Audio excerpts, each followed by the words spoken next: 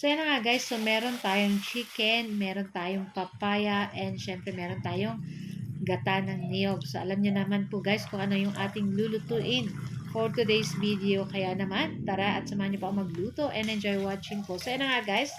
Hello everyone and good evening po.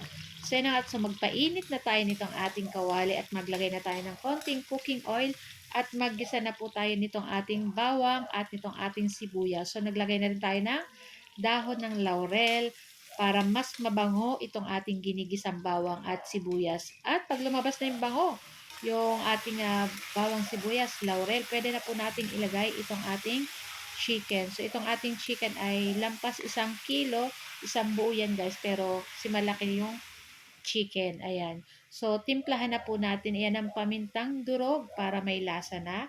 Tapos, maglagay na rin po tayo ng patis dyan para yung ating chicken ay malasa na.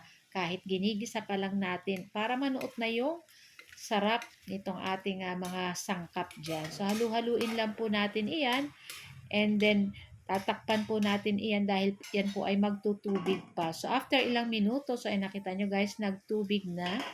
Ayan, so halu-haluin lang po uli natin iyan. At nako guys, napakabango. So kayo po ba guys, naglalagay po ba kayo ng luya? Ako minsan naglalagay ng luya pero depende sa mood ko. So yan na nga at naglagay na tayo nitong pangalawang gata ng niyog. Ayan, tapos maglagay tayo ng 1 chicken cube.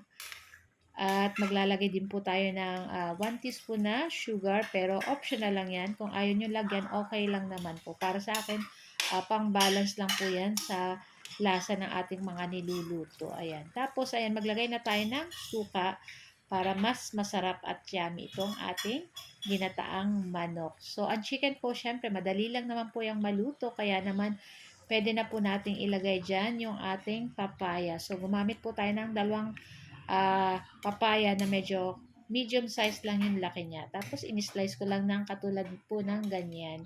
And then, halu-haluin lang po natin iyan and maglagay na tayo ng ating pinakaunang gata ng niyog. Ayan, ito yung makakapasarap sa atin. Dapat magata yung ating itong ating manok at itong ating papaya. So, naghahanap kami ng dahon ng sili. Wala kaming nakita. Kaya, may tanim naman kami guys, pero konti lang yung dahon masyado. Kaya, konti lang yung mailalagay natin mamaya. So, yun na nga. At malambot na yung ating chicken dyan, syempre. At yung ating papaya, malambot na rin.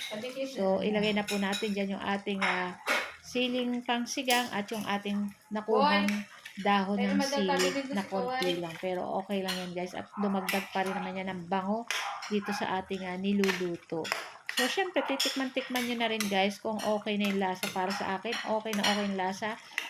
Nalalasahan mo yung pagkasuka at yung alat ng ating nilagay ng mga sangkap at konting tamis-tamis. Konti lang yung malalasahan nyo dyan guys. Para nga hindi nyo rin malalasahan kasi konting sugar lang naman yung ating nilalagay. Ayan.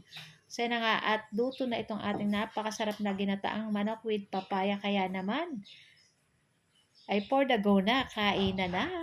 So, tara na guys at samahan nyo na rin po kaming kumain. Thank you for watching. Bye! Happy tummy! Bye!